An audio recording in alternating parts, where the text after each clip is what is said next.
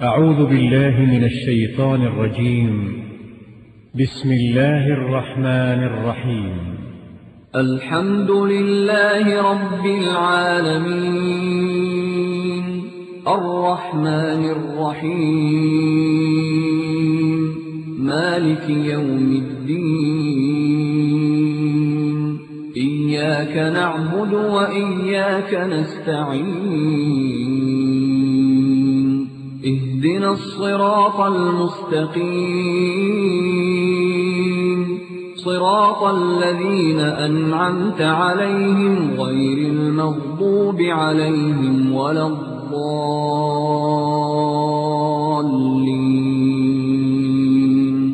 بسم الله الرحمن الرحيم. ألف لام ميم. ذلك الكتاب لا ريب فيه هدى للمتقين الذين يؤمنون بالغيب ويقيمون الصلاة ومما رزقناهم ينفقون.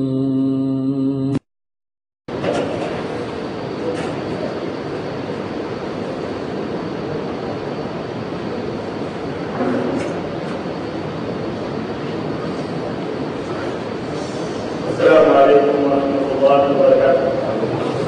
الحمد لله نحمده ونستعينه ونستغفره ونؤمن به ونتوكل عليه ونعوذ بالله من شرور أنفسنا ومن سيئات أعمالنا من يهده الله فلا مضل له ومن يضلل فلا هادي له وأشهد أن لا إله إلا الله وأشهد أن محمدا عبده ورسوله. أما بعد فإن خير الحديث كتاب الله وخير الهدي هدي محمد صلى الله عليه وسلم وشر الأمور محدثاتها وكل محدثة بدعة وكل بدعة ضلالة وكل ضلالة في النار. قال الله تبارك وتعالى في كلامه المجيد: أعوذ بالله السميع من الشيطان الرجيم. بسم الله الرحمن الرحيم. يا أيها الذين آمنوا اتقوا الله حق تقاته ولا تموتن إلا وأنتم مسلمون واعتصموا بحبل الله جميعا ولا تفرقوا. وقال تعالى في مقام آخر: يا أيها الذين آمنوا اتقوا الله وابتغوا إليه الوسيلة. اللهم صل على محمد وعلى آل محمد كما صليت على إبراهيم وعلى آل إبراهيم إنك حميد مجيد. اللهم بارك على محمد وعلى آل محمد كما باركت على إبراهيم وعلى آل إبراهيم إنك حميد مجيد. تمام قسم کی حمد و ثنا کبریائی اور بڑائی صلی اللہ علیہ وسلم کے ملائک میں زیبا ہے جس نے ہمیں رات کو پیدا فرمایا اور بیش بہا درود السلام و ذات مبارکہ مقام جن کا نام نامی اس میں گرامی ہے مصطفیٰ محمد مصطفیٰ صلی اللہ علیہ وسلم. خود بدلتے نہیں قرآن کو بدل دیتے ہیں. خود بدلتے نہیں قرآن کو بدل دیتے ہیں. ہوئے کس درجہ فقیہان حرم بے توفیق. خود بدلتے نہیں قرآن کو بدل دیتے ہیں. ہوئے کس درجہ فقیہان حرم بے توفیق. اور کیوں خالق و مخلوق میں حائل رہے پردے. کیوں خالق و مخلوق میں حائل رہے پردے. بلال کلیسا کو کلیسا سے اٹھا دو. بلال کلیسا کو کلیسا سے اٹھا دو.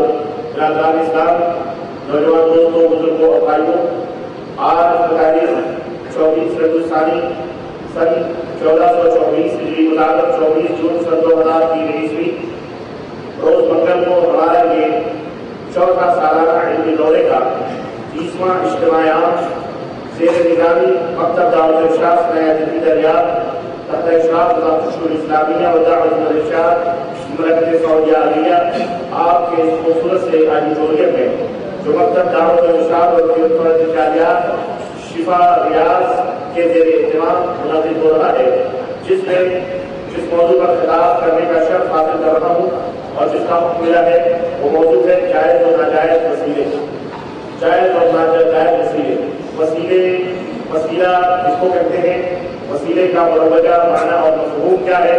شریعت میں، لغت میں، ڈکشنری میں وسیلہ کا مفہوم کیا ہے؟ قرآن و سنت میں اس کی کہاں تک اس کی اہمیت اور ضرورت اور اس کی حقانیت ہے، اور کس طرح کا وسیلہ جائز ہے اور کس طرح کا وسیلہ ناجائز ہے. انشاءاللہ تبارک و تعالیٰ آج کے اس لیکچر میں یہ تمام نکات، تمام باتیں انشاءاللہ تیرے بتائیں گے. اللہ تعالیٰ سے دعا کہ اللہ تبارک تعالیٰ ہم سب کو نیک عمل کرنے کی توفیق عطا فرمائے، اور اللہ تبارک تعالیٰ ہمیں اور ہماری خاطری کو اور ہماری اس جدوجہد اور محنتوں کو قبول فرمائے، اور اللہ تعالیٰ ہم سب کو کتاب و سنت پہ چلنے کی توفیق عطا فرمائے، اور اللہ ہم سب کو جنت الفردوس میں جگہ عطا فرمائے، آمین یا رب العالمین۔ دوستوں اور بھائیوں، وسیلہ یہ لفظ اتنا معروف اور اتنا مشہور اور لوگوں کے درمیان اتنا پاپولر ہو چکا ہے کہ ادھر آپ کی زبان سے لفظ وسیلہ نکلتا ہے اور ادھر سننے والے کے دماغ میں ایک مخصوص معنی اور اس کی شکل و صورت ابھر جاتی ہے، گویا آپ نے بٹن دبایا اور ٹیوب لائٹ روشن ہو گیا۔ میں سمجھتا ہوں اکثریت کے نزدیک اکثریت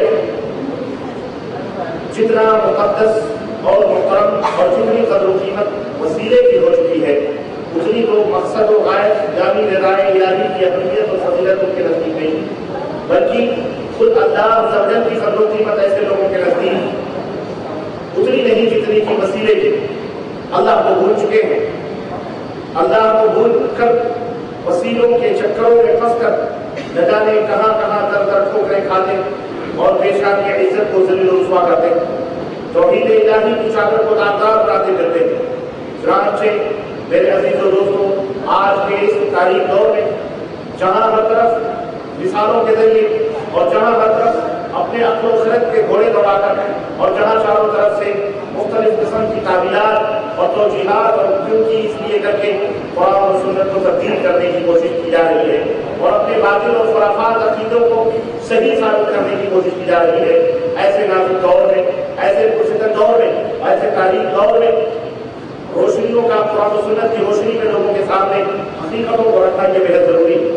چنانچہ اس موضوع کی اہمیت کا اندازہ آپ کے لگائیں کہ آج ہمارے برِ صغیر میں ہندوستان ہو یا پاکستان ہو یا بنگلہ دیش ہو یا افغانستان اور اس کے قرب و جوار کے جو ممالک ہیں، اکثر و بیشتر تقریباً اکثر و بیشتر یعنی 80% مسلمان سے زائد لوگ انہی وسیلوں کے چکروں میں نہ جانے کہاں کہاں کہاں کہاں اپنے سروں کو جھکاتے اور کیسی کیسی حرکتیں اور کیسے کیسے اعمال کرتے، جس کی تفصیلات اگر میں بیان کروں تو بیان کرنے کی ضرورت ہی نہیں، بلکہ ہم نے کا ہر شخص اپنے اپنے ملک کے اندر ان تمام سب چیزوں کو دیکھتا ہے، سنتا ہے اور اپنے قرب البار میں رہنے والے مسلمانوں کے حالات کا مشاہدہ کرتا ہے۔ ابھی میں بیٹھا ہوا تھا، ابھی اسی وقت کچھ آدھا گھنٹہ پہلے یا 15-20 منٹ پہلے ہمارے برادر نے ہمیں پہنچتے ہی ایک ذکر کیا کہ ہمارے گاؤں اور ہماری بستی میں ہندوستان کی سرزمین میں کوئی بیدر ضلع ہے اور بیدر ضلع کے پاس رحمت آباد جو اس کا تعلقہ ہے، وہاں ایک چھوٹی سی بستی، وہاں چھوٹی سی بستی ایک ہے، اس بستی کے اندر ایک اسماعیل قادری شاہ کا مزار ہے۔ مزار تو خیر ہر جگہ ہے، لیکن انہوں نے عجیب و غریب ایک چیز اور بتائی جو ایک کافی تازہ خبر ہے، اس لیے میں نے اس موضوع کی مناسبت سے بیان کر دینا مناسب رکھا۔ انہوں نے بتایا کہ وہاں پر تقریباً ہر ہفتے ہر جمعرات کو 800 سے لے کر 1000 بکرے وہاں پر ذبح ہوتے ہیں۔ وہاں چھوٹا سا تالاب ہے اور اسی تالاب میں ان بکروں کی اجڑیاں وغیرہ بھی دھلی جاتی ہیں اور اس میں مرد عورتیں حاضر ہوتے ہیں اور ان کا یہ عقیدہ ہے کہ بکرے یہاں ذبح کر کے اسی تالاب کے پانی سے اس کھانے کو پکایا جائے، نہیں تو کھانوں میں کیڑے پڑ جائیں۔ یہاں تک کہ جناب عالی اسی میں نہاتے بھی ہیں، اسی میں دھوتے بھی ہیں، اسی میں بکروں کی گندگیاں بھی صاف کرتے ہیں اور اسی تالاب سے کھانا بھی پکاتے ہیں، اور یہ عقیدہ رکھتے ہیں کہ اگر تالاب سے پانی سے کھانا نہ پکایا گیا تو کھانے میں کیڑے پڑ جائیں گے۔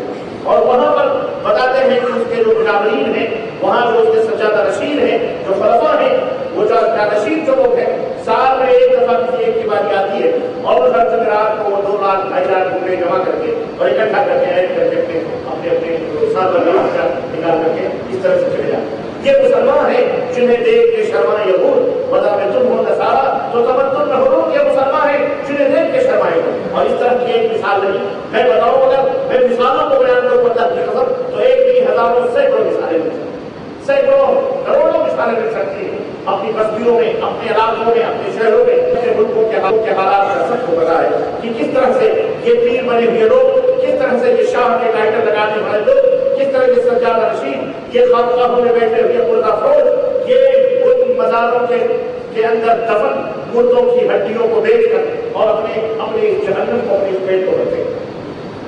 اور افسوس اس بات کا ہے کہ باقاعدہ اسلامی مملکتیں حکومتیں اس کی سرپرستی بھی کرتی اوقاف میں، اور باقاعدہ اسلامی حکومتیں ہو یا غیر اسلامی حکومتیں سرپرستی بھی کرتی ہیں، ان کے تالے لگتے ہیں قبروں پر، مزاروں پر جن کو وسیلے بنائے جاتے ہیں۔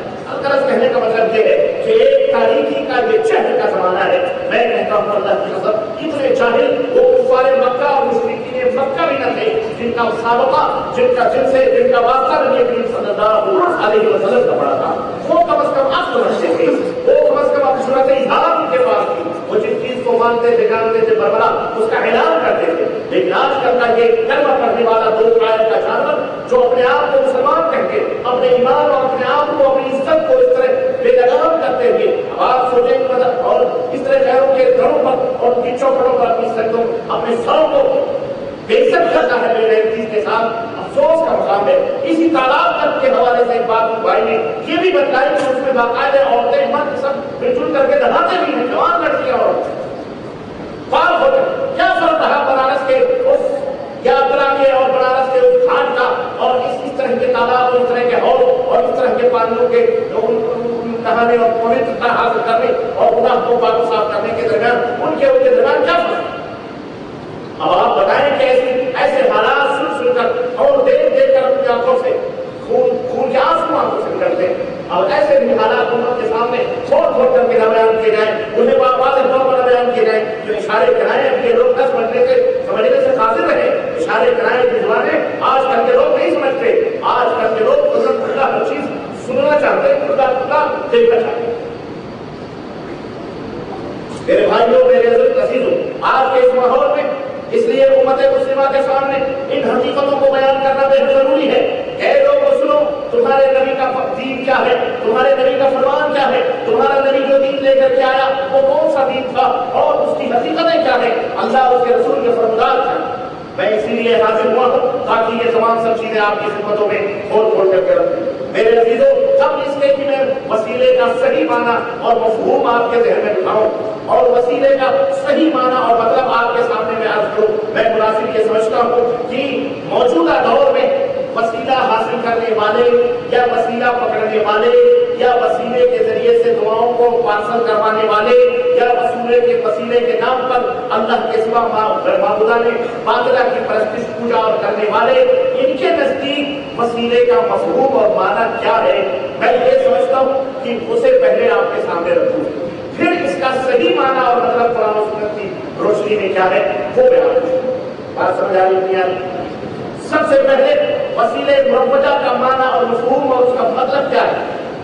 یار لوگ جو وسیلہ پکڑتے ہیں ان کے نزدیک اس وسیلے کا کیا، اس کی حقیقت کیا ہے، اس کی قدرت کیا ہے، تاکہ یہ باتیں سامنے رکھ کر کے ان سے بھی کلیئر کروا دی جائیں کہ بتلاؤ آج کل یہی معنی لیا جا رہا ہے یا نہیں لیا جا رہا ہے، اور دوستوں نے یہی معنی نکالا ہے کہ نہیں نکالا ہے۔ چنانچہ ہمارے دوستوں کے یہاں وسیلے کا مفہوم اور اس کا معنی اور مطلب کیا ہے، ان کا معنی اور مطلب یہ ہے کہ اہل قبور کے ذریعے سے مزاروں میں جو مرے ہوئے لوگ ہیں، اہل قبر جو ہیں، قبر والوں کے ذریعے سے اللہ تبارک و تعالیٰ کا قرب حاصل کیا جائے، قبر والوں کے ذریعے سے اللہ تبارک و تعالیٰ کی نزدیکی حاصل کی جائے، اللہ کے محبوب بندے بنے جائیں، کیا اللہ تبارک و تعالیٰ سے ان کے ذریعے سے اپنی سفارشات کروا کر اپنے مقاصد کو حاصل کیا جائے۔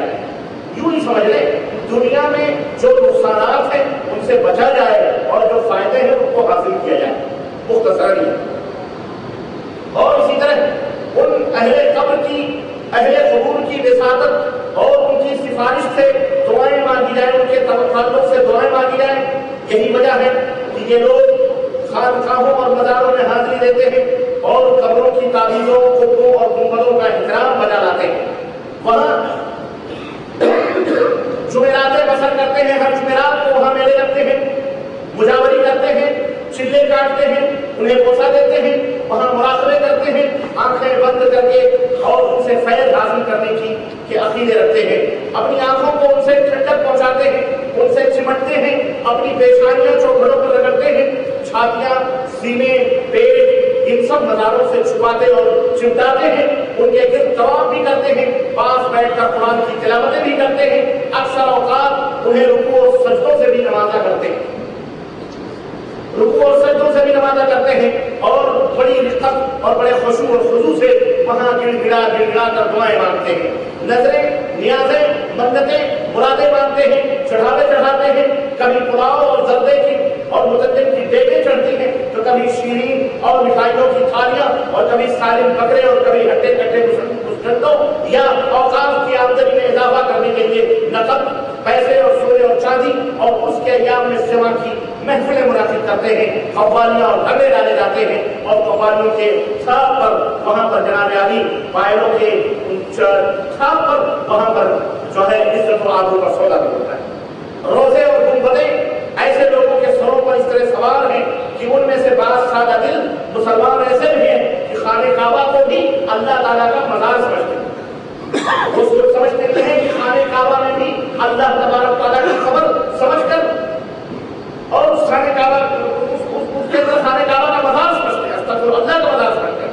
اور ہوشیاری دیکھیے میرے عزیزوں کہ اگر ایسے لوگوں کی رسائی قبروں تک نہ ہو سکی، ایسے لوگ کسی مجبوری کے باعث اگر ان مزاروں اور قبر والوں تک نہ پہنچ سکے تو پھر قبر والوں کو حاضر و ناظر سمجھ کر غائبانہ ہی پکار لیتے۔ کتنے لوگ ہیں جو بغداد جاتے ہیں، اب بغداد نہ جا سکے تو اپنے اپنے ملکوں میں بغداد والے کو پکار لیا، سمجھ آئی کہ نہیں آئی؟ موقع ملا تو چلے گئے، نہیں ملا تو انہیں حاضر ناظر سمجھ کر ان سے مدد طلب کر لی، یعنی کبھی خود ان کے پاس چلے جاتے ہیں اور کبھی انہیں ہی اپنے پاس بلا لیتے ہیں۔ یہی بات ہوئی نا، کبھی خود ان کے پاس چلے جاتے ہیں اور کبھی انہیں ہی اپنے پاس بلا لیتے ہیں، اور دلیل کیا دیتے ہیں؟ جب ان سے کہو بھائی یہ سب کیا کر رہے ہو تو کہتے ہیں اللہ تعالیٰ نے قرآن میں فرمایا ہے یا ایھا الذین آمنوا اتقوا اللہ وابتغوا الیہ وسیلہ، اے وہ لوگوں جو ایمان لائے ہو اللہ سے ڈرو اور اللہ تک پہنچنے کے لیے وسیلہ ڈھونڈو۔ مانا تو صحیح ہے، بات تو صحیح، وسیلہ ڈھونڈو، یہ اللہ رب العزت کا حکم۔ اب چونکہ وسیلہ پکڑنے کا حکم ہے اس لیے انہیں زندے نظر نہیں آتے، مرے ہوئے لوگ ہی کے وسیلے پکڑتے ہیں۔ ہاں، یہ مرے ہوئے لوگوں کے وسیلے انہیں نظر آتے ہیں، قبروں کے مزاروں کے۔ میرے عزیزوں، میرے دوستوں اور بھائیوں، کلام پاک ذرا غور سے سنو اور سمجھو کہ کلام پاک شرک کی تعلیم دے سکتا ہے، کلام پاک بدعت اور خرافات کی تعلیم دے سکتا ہے۔ یہ خیالستو محالستو شروع، یہ پاگل پنی ہے اگر کوئی اس طرح کی بات کرے، اور اگر کوئی اس طرح کی بات کرے تو بات ایسی ہوگی کہ شراب آپ پیے اور اس کے اوپر لیبل لگا دیں اسلامی شراب، جوا خانہ آپ کھولیں اس کے اوپر لگا دیں آپ اسلامی جوا خانہ، زناکاریوں کے اڈے قائم کریں شکلیں اور اس پہ لگا دیں اسلامی زناکاری کا اڈا، تو ایسی بات ہو گئی کہ قرآن اگر آپ یہ کہہ رہے ہیں شرک کی تعلیم دیتا ہے تک پر ہوتا تو یہی بات ہو گئی کہ شراب کو بھی اسلامی بنا دو، زنا کو بھی اسلامی بنا دو، لیبل لگا دو۔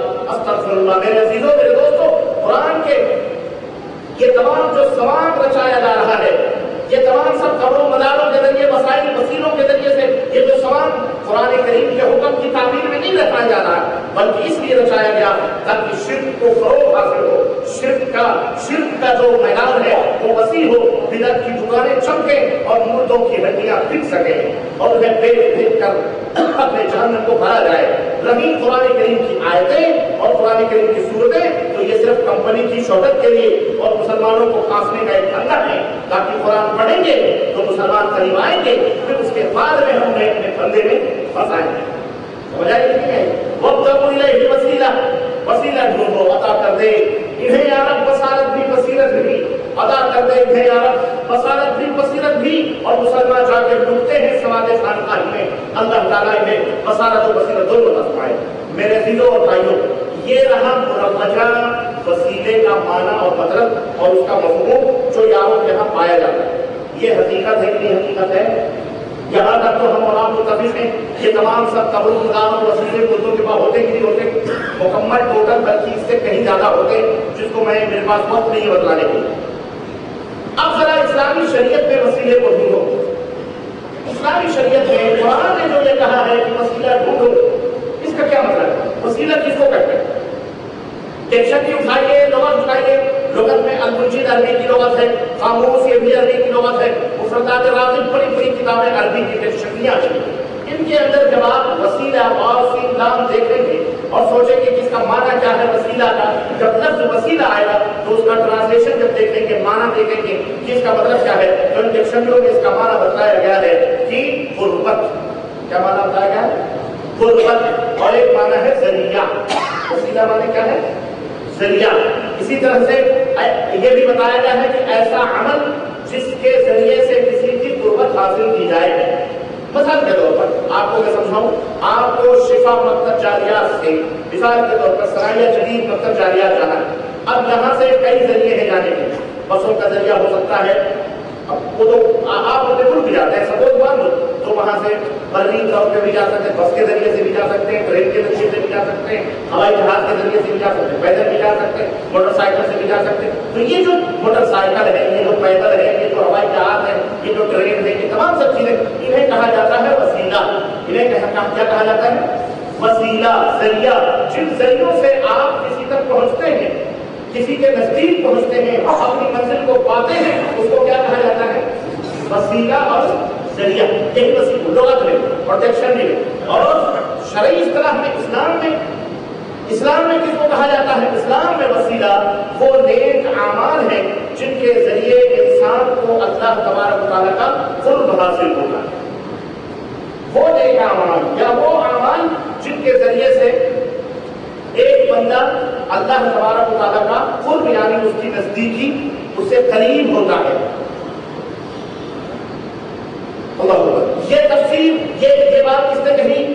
امام رازی, امام طبری نے, ابن حافظ ابن کثیر اور دیگر سلف اور خلف میں علماء اہل سنت و جماعت کا یہی ایمان اور عقیدہ.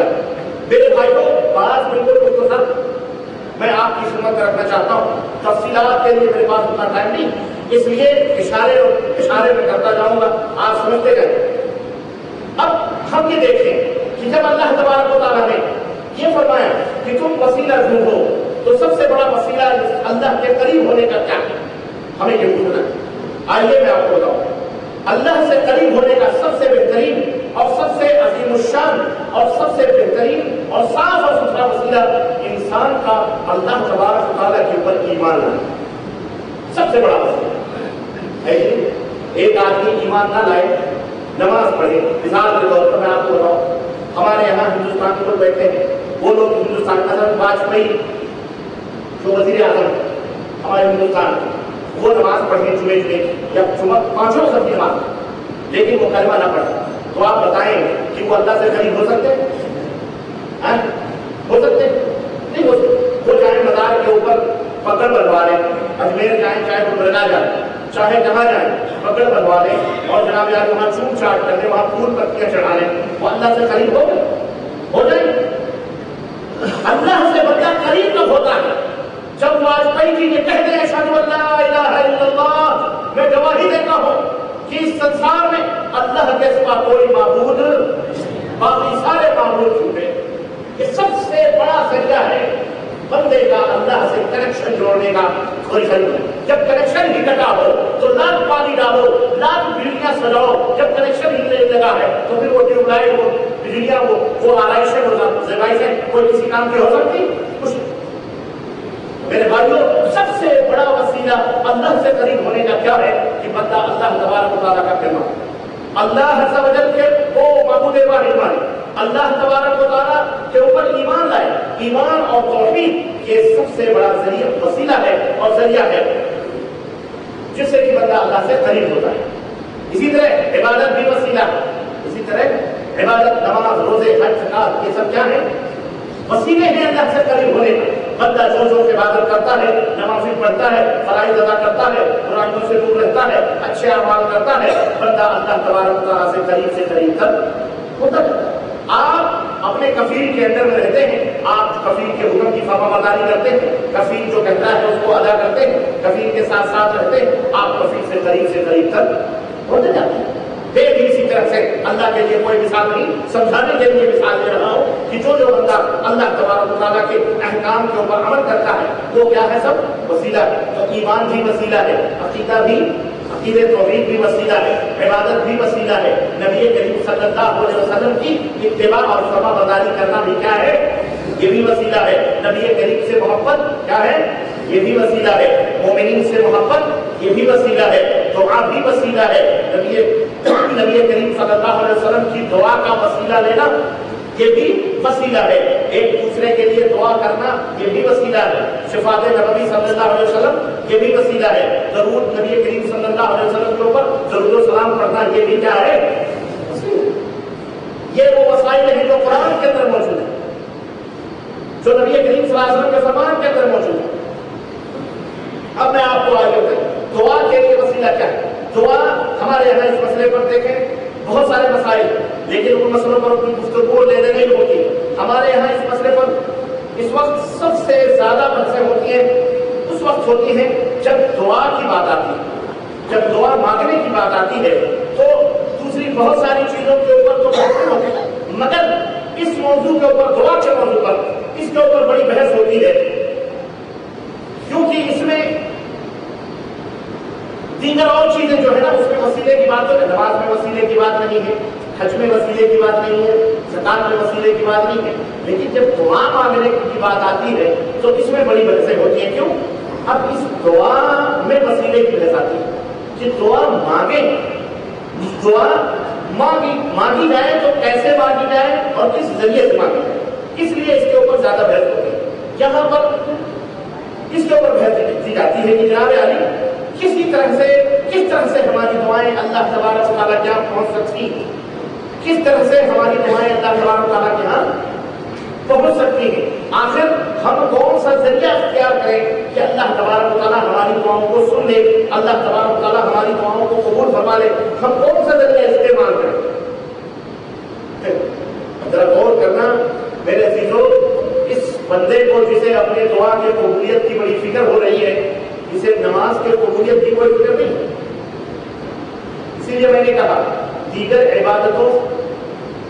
عبادتیں قبول ہوتی ہیں یا نہیں ہوتی ہیں, بندے کو اس کی فکر نہیں ہے, لیکن دعا کی قبولیت کی فکر بڑی ہے کہ میری دعا قبول ہو جائے. کیوں فکر ہے؟ نماز قبول ہوتی ہے کہ نہیں ہوتی اس کو فکر نہیں, حج قبول ہوتا ہے کہ نہیں ہوتا ہے اس کی فکر نہیں, زکات قبول ہوتی ہے کہ ہوتی نہیں, اس کا ایمان بھی اللہ کے یہاں قابل قبول ہے یا نہیں ہے اس کی فکر نہیں ہے. یہ سچ بولتا ہے یہ اللہ تعالیٰ, یہ جو اعمال کرتا ہے اللہ کے یہاں قبول ہے کہ نہیں قبول ہے اس کی اس کو فکر نہیں ہے. سجدے قبول ہے کہ نہیں قبول ہے, روزے قبول ہے کہ نہیں قبول ہے, رکوع قبول ہے کہ نہیں قبول ہے, بندے کو اس کی فکر نہیں ہوتی. سب سے زیادہ فکر کس بات کی ہوتی ہے؟ بولو, دعا قبول ہوتی ہے کہ نہیں ہوتی ہے. یہی جا کے مسئلہ اٹکتا ہے اور یہی پر تفریح اور جھگڑے شروع ہوتے ہیں اور یہی پر تمام اختلافات کے جو ہے دنگل جناب عالی ہمارے ملکوں کے اندر جو ہے دنگل لگتے ہیں.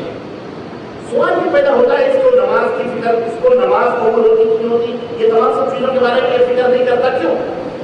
اس سے ایک بات سمجھ میں آتی ہے کہ دعا ایک ایسی چیز ہے نا, نماز روزہ حج زکات یہ تو دینے کی بات ہے نا, دعا تو لینے کی بات ہے. اس لیے لینے میں اس کی بڑی فکر ہے. دعا کیسے قبول ہوگی, یعنی اس کو بالکل راکٹ پر اٹھا کر اللہ کے اللہ تعالیٰ کہتا ہے تمہاری نمازوں کی بھی فکر نہیں ہے.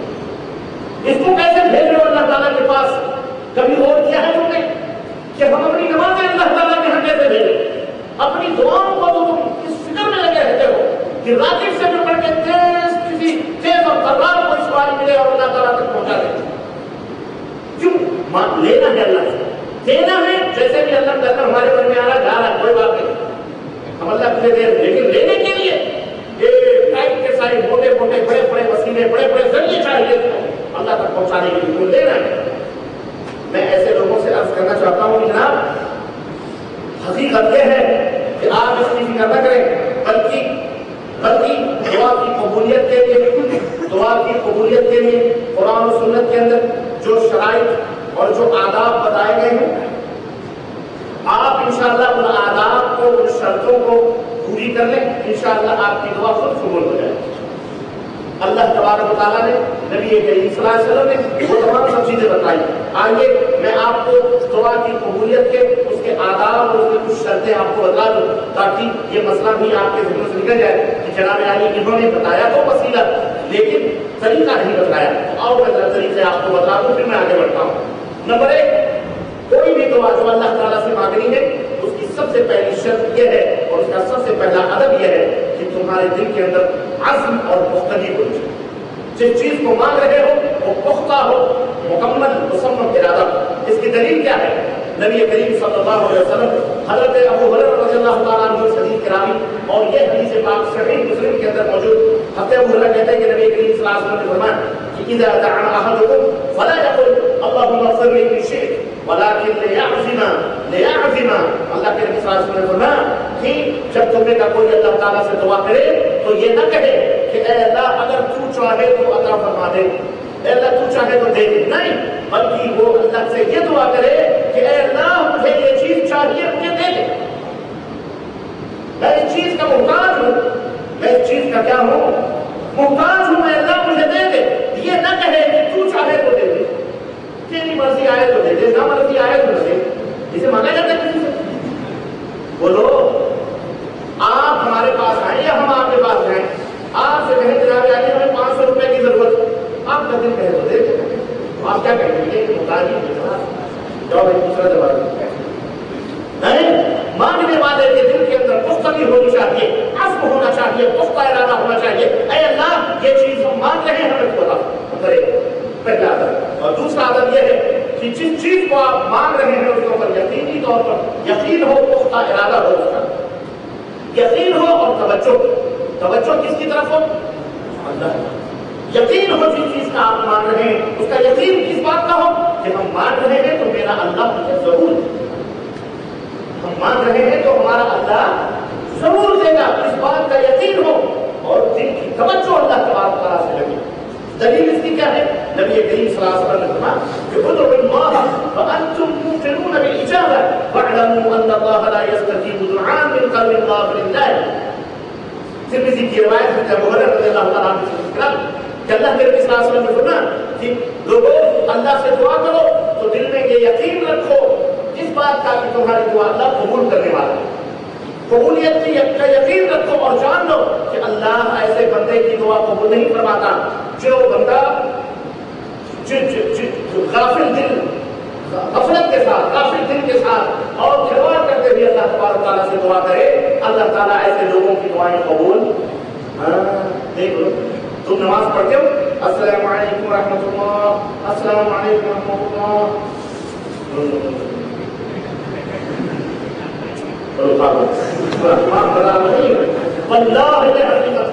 جو دعا مانگتے اوپر نیچے لگانے کہاں دیکھتے، والوں کو دیکھتے، والوں کو دیکھتے، تراویح میں دیکھو اور دیگر دھرم میں دیکھو، کہاں کہاں مظہر کھڑے ہوئے ہیں، باب الرحمت کھڑے ہوئے ہیں، باب الرحمت پر کھڑے ہوئے ہیں، مقام ابراہیم پر کھڑے ہوئے ہیں خانے، اور نگاہیں چاروں طرف نہ جانے کس کس کو ڈھونڈ رہی ہیں اور کہاں ڈھونڈ رہی ہیں، تمہاری توجہ کرو اور پھر کہتے ہو کہ اللہ تعالی دعا نہیں قبول کرتا ہے۔ سنو اور پھر جب قبول نہیں ہوتی ہے تو شیطان کہتا چل چل کہاں؟ دریا کے پار چلے، چلو وہیں جہاں ہم تم پہلے ملے تھے، وہیں درگاہوں پر قدار ہمارے اڈوں پہ آؤ، ہمارے اڈوں پہ آؤ۔ اللہ نہیں دیتا تو کیا ہوا؟ بڑا مضبوط کنڈا لگا ہوتا تو اللہ تعالیٰ دے گا، ایسے نہیں دے گا، وہاں بچاتا ہے۔ فری میں مانگ رہے ہو، کوئی 10-5 ہزار خرچ کرو تب تمہیں ایک طرف سے۔ میرے بھائیوں تو یہ دوسرا ادب اور دوسری شرط ہے کہ دل اللہ کی طرف متوجہ ہو اور غفلت نہ ہو، توجہ مکمل اللہ کی طرف ہو اور یقین ہو کہ میرا رب جو میں مانگ رہا ہوں مجھے میری دعا کو جو نمبر 2 انگلیوں کے لیے، نمبر 3 دعا کے لیے تحمل ہونا چاہیے۔ تحمل اللہ کے رسول صلی اللہ علیہ وسلم، یعنی تحمل مطلب چند باتیں نہیں کرنی چاہیے، بس آج ہم نے مانگی کل مل جائے، 2 دن مانگی مل جائے، 3 دن مانگی ابھی تک ملی چھوڑ دینا نہیں۔ تحمل یعنی جلد بازی نہ ہو، برداشت ہو آپ کے اندر۔ اللہ کے رسول صلی اللہ علیہ وسلم دیکھو مدنی تاجدار نے کتنی پیاری پیاری باتیں اپنی امت کو بتاتے ہیں، جب یہ تم نہیں پڑھو گے، جب نہیں سنو گے، تمہیں تو آسان نسخہ چاہیے، بنا بنایا ہے نا، بنا بنایا چاہیے، حکیم مرزا کا مربع خلاص، جوانی لوٹ آئے خلاص، کون محنت کرے، کون ورزش کرے، کون بنا بنائے نسخے ملے خلاص زندگی۔ میرے بھائی کو سنو، نبی کریم صلی اللہ علیہ وسلم نے جس نبی کا تم کلمہ پڑھتے ہو، رب ذوالجلال کی قسم نے، میرے بھائیوں نبی کی امت کے لوگوں، نبی کے ماننے والوں، اس نے ایک ایک بات تمہیں بتائی، اللہ جو تمہیں اللہ سے ملانے والے. اس نبی نے سب بتلایا. سنو صحیح مسلم کی روایت ابو ہریرہ رضی اللہ تعالیٰ عنہ کی حدیث کے بعد اللہ کے نبی فرماتے ہیں یستجاب للعبد ما لم يدع باسم او خطیئۃ رحم ما لم يستعجل. بندے کی ہر دعا اللہ قبول فرماتا ہے سوائے دو چیزوں کے. شرط یہ ہے کہ اس میں جلد بازی نہ کرے. جلد بازی نہ کرے. نمبر ایک کسی گناہ کے کرنے کی دعا مانگے یا کسی رحم کو رشتے کو کاٹنے کی دعا مانگے تو اللہ ان دونوں دعاؤں کو قبول نہیں فرماتا ہے. اے اللہ میرے بھائی میں جدائی کر دے, اللہ ایسی دعا قبول. اے اللہ مجھے شراب کی بوتل دے دے, اللہ تعالیٰ ایسی دعا قبول ایسوں کی دعا نہیں قبول فرماتا.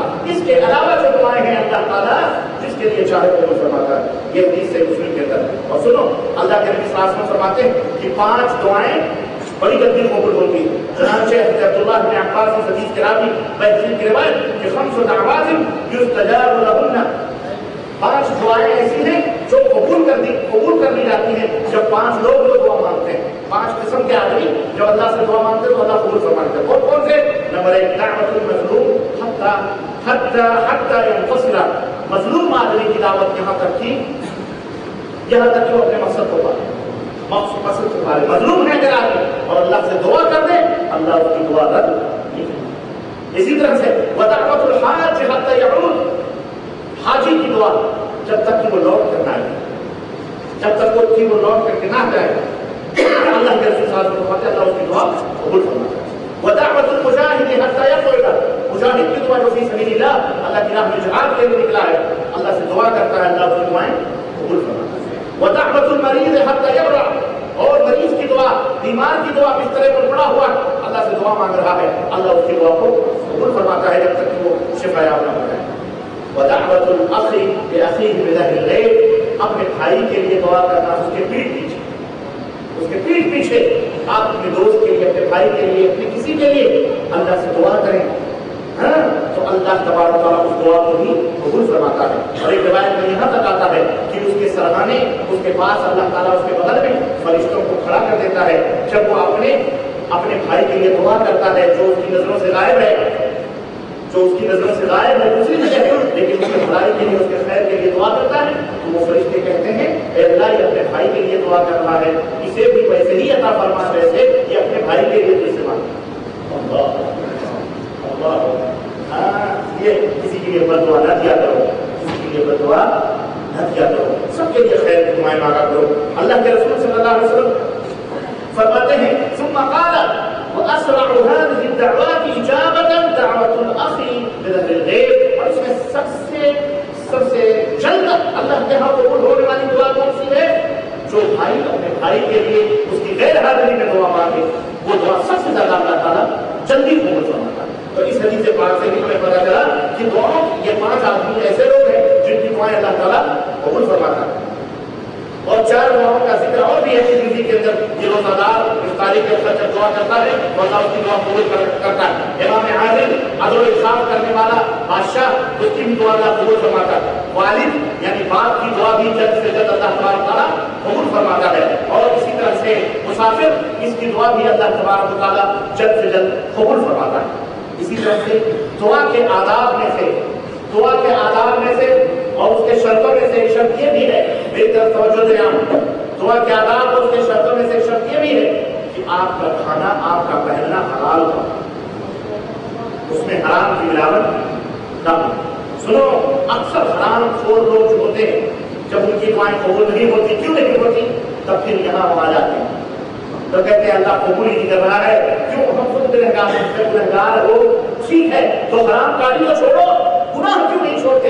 وہ چاہتے ہیں کہ گناہ بھی نہ چھوڑے اور ہماری دعا بھی اللہ قبول کر لے. تو بڑے بڑے وسیلوں کے پاس جاتے ہیں اور بڑے بڑے وسیلے تلاش کرتے ہیں. اللہ تعالیٰ اللہ کے نبی صلی اللہ علیہ وسلم نے فرمایا کہ اللہ تبارک تعالیٰ نے قرآن میں ارشاد فرمایا یا ایھا الذین آمنوا کلوا من طیبات ما رزقناکم, اے ایمان والو حلال چیزیں کھاؤ, جو ہم نے روزیاں دی ہیں ان روزیوں میں حلال چیزیں کھاؤ. اس کے بعد نبی صلی اللہ علیہ وسلم نے فرمایا الرجل یطیل السفر اشعث اغبر یمد الیہ السماء یا رب یا رب وطعمه حرام مشربه حرام ولبسه حرام وغذي بالحرام فأنا استجاب لذلك. نبی کریم صلی اللہ علیہ وسلم نے بولا ہے کہ آدمی لمبا سفر کرتا ہے اور اپنے آپ کو گرد و غبار میں یعنی طویل سفر کرتا ہے، گرد و غبار میں ہٹاتا ہے اور پھر آسمان کی طرف ہاتھ اٹھاتا ہے مسکین بن کر کے، اللہ میری دعا قبول فرما لے۔ اللہ کے نبی فرماتے ہیں اس کا کھانا بھی حرام تھا، اس کا پینا بھی حرام تھا، اس کا کپڑا بھی حرام تھا، وہ جو غذا دی گئی اس کا سواری بھی حرام تھی، اب بتاؤ پھر اس کی دعا کہاں سے قبول ہوگی؟ تو یاد رکھو اگر تمہاری دعائیں نہیں قبول ہوتی ہیں اے امت مسلمہ کے لوگوں، اور تمہاری دعا قبول نہیں ہوتی تو پھر یاد رکھو کہیں نہ کہیں ضرور، کہیں نہ کہیں لوچ ضرور ہے، کہیں نہ کہیں کمی ضرور ہے۔ اس لیے اللہ سے ڈرو۔ یہ حدیث صحیح مسلم کے اندر حضرت عمر رضی اللہ تعالیٰ عنہ نے روایت کی ہے، اور ایک اور شرط ہے، اور دعا کے شرطوں میں سے ایک شرط یہ ہے کہ صبر کو کیا ہو، صبر کرو۔ اللہ تبارک و تعالیٰ نے قرآن کریم میں فرمایا بلا ان تصبروا وتتقوا ويأتوكم من فورهم هذا يمددكم ربكم بخمسة آلاف من الملائكة مسومين، سورہ آل عمران آیت نمبر 125، کہ تم صبر کرو گے۔ اللہ فرماتا ہے کیوں نہیں، اگر تم صبر کرو پرہیزگار بنو تو اللہ تمہارے لیے آسمان سے 5,000 فرشتوں کی مدد بھیج رہا ہے۔ یہ غزوہ بدر کی بات ہے یہ کہ اللہ کے رسول صلی اللہ علیہ وسلم اللہ تبارک و تعالیٰ سے دعا فرما رہے تھے۔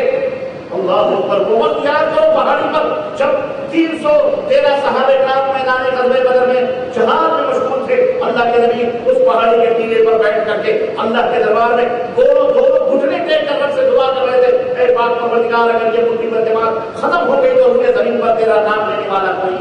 حضرت ابو بکر کہتے ہیں کہ نبی صلی اللہ علیہ وسلم کے کندھے مبارک سے چادر گر جاتی تھی اور میں پیچھے چونکہ نگرانی کے لیے کھڑا تھا، کوئی دشمن پیچھے سے وار نہ کرے، اللہ کے نبی کے کندھے پر میں بار بار چادر کو چڑھاتا اور کہتا اللہ کے نبی بس کیجیے۔ اللہ کے نبی رو رہے تھے، گڑگڑا رہے تھے، رب سے دعا کر رہے تھے، اور اچانک اللہ کے نبی صلی اللہ علیہ وسلم کے چہرے مبارک پر خوشیوں کے آثار آئے اور اللہ کے نبی نے کہا ابو بکر اللہ تعالیٰ نے مجھے خوشخبری دی ہے کہ 5,000 فرشتے آئے ہیں غزوہ بدر میں میدان بدر میں جہاد کر رہے ہیں، جاؤ چلا کر اللہ صبر کرو، کیا کرو، صبر کرو، پرہیزگار بنو، اللہ تبارک و تعالیٰ آسمان سے فرشتوں کے ذریعے تمہاری مدد کرے گا۔ اور یہ کوئی افسانہ ہے، یہ جھوٹ نہیں، اللہ نے بطور دلیل پیش بھی کیا کہ ہم نے تمہاری مدد کی ہے، تو جب کل کی تھی تو آج کیوں نہیں اللہ کی مدد شامل اعمال ہو سکتی۔ اور اسی طرح سے جب کوئی مصیبت آئے جو پریشانی آئے، نماز اس کے شرطوں میں سے کیا ہے، نماز پڑھو، نماز تو معلوم حضرت ابراہیم علیہ السلام کی پہلی بیٹی کا نام کیا تھا، بولو، سارہ تھا، حضرت سارہ تھا، صحیح بات، میں سمجھا کوئی کہے حاجرہ۔ حضرت سارہ کو کجبوا کیا گیا، حضرت سارہ کو کڈنیپ کیا گیا، اور کس نے کڈنیپ کیا، بولو، فرعون نے۔ آپ کہیں گے اس زمانے میں بھی کڈنیپ ہوتے تھے، اس زمانے میں ہر زمانے میں کڈنیپ ہوتے تھے، ہم نے لفظ انگریزی کا استعمال کیا، وہ مسئلہ نہیں، ان کا بھی کڈنیپ ہوا، اغوا ہوا، حضرت سارہ رضی اللہ عنہ، حضرت سارہ کا اغوا ہوا اور فرعون اپنے دربار میں لائے۔ ادھر حضرت سارہ فرعون کے گھر میں گئی اور حضرت ابراہیم علیہ السلام سمجھ گئے کہ نتیجہ برا ہی برا ہو سکتا ہے، اور رب کی بارگاہ میں اللہ اکبر، رب کی بارگاہ میں کھڑے ہو گئے نماز پڑھنے کے لیے، اور اس وقت تک اللہ تبارک و تعالیٰ کے دربار میں نمازیں پڑھتے رہے جب تک کہ بخوشی حضرت سارہ بحفاظت، باعزت اور باعصمت حضرت ابراہیم علیہ السلام کے پاس واپس۔ اور یہی طریقہ نبی کریم صلی اللہ علیہ وسلم کا تھا کہ جب بھی نبی کریم صلی اللہ علیہ وسلم کسی پریشانی میں مبتلا ہوتے، جب بھی کسی دکھ میں مبتلا ہوتے تو کیا کہتے، ارحنا یا بلال، ارحنا یا بلال، سب عالم سے کلیجہ کٹ رہا ہے، اس کو آرام دو بلال، اس کو آرام دو۔ اور اللہ کے نبی نماز کے لیے کھڑے تھے، نماز پڑھتے تھے تاکہ سکون میں مصیبت دور ہو، پریشانی دور ہو۔ آج ہمارے اوپر مصیبت آتی ہے تو ہم کیا کرتے ہیں، بندہ نماز تک فرائض کو بھول جاتے ہیں، نوافل تو بڑی دور کی بات ہے، ہم فرائض تک کو بھول جاتے ہیں۔ ذرا بھی پریشانی آئی جناب علی، نماز روزہ ایک جگہ پتہ ہی نہیں چلتا، ٹائم کا پتہ نہیں چلتا، نہیں ہے آفسوں میں چکر لگانے والوں، پاسپورٹ جمع ہو چکا ہے، ویزا اسٹامپ ہونے والا ہے، ٹکٹ ایشو کروانا ہے، دوڑ رہا ہے اس آفس سے لے کر اس آفس سے لے کر اس آفس، نماز ٹرین چھوٹنے والی ہے، ابھی ایئرپورٹ پہنچنا ہے، ابھی کسٹم کروانا ہے، ابھی یہ کروانا ہے، ابھی وہ کروانا ہے، 2.5 گھنٹے پہلے پہنچنا ہے، نماز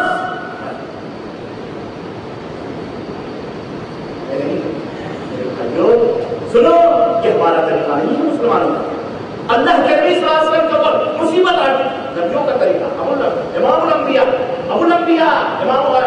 حضرت ابراہیم علیہ السلام، حضرت ابراہیم علیہ السلام بیوی وہاں گئی، اللہ کے دربار میں دعا کے لیے کھڑے ہے، نماز قائم ہے۔ کیوں؟ جو اللہ جس کو چھڑائے اسے کوئی پکڑ سکتا، اور جس کو اللہ پکڑ لے اسے کوئی چھوڑ سکتا؟ واللہ تم مصلی بچھا لو، جہاں کہیں بھی رہو، اگر تمہارے اوپر مصیبت آئے مصلی بچھا کے رب کی بارگاہ میں دعا کے لیے کھڑے ہو جاؤ، تو دیکھو کیسے تمہارے نتیجے نہیں۔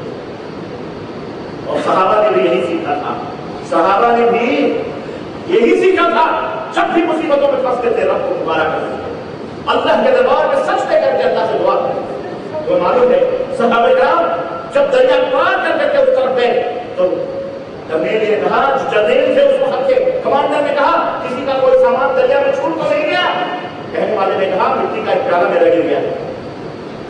فوری طور پر مصلی بچھایا دریا کے کنارے اور نماز پڑھی، اللہ سے دعا کی، اللہ ایک مجاہد کا پیالہ سمندر کے اندر گر چکا ہے، اللہ وہ پیالہ چاہیے۔ روایتوں کے اندر آتا ہے ہاتھ بعد میں گرا، پیالہ دریا کے ساحل پر پہلے موجوں میں لا کے پیالہ دریا کے ساحل پر، سب کس کا نام ہے؟ بولو اللہ۔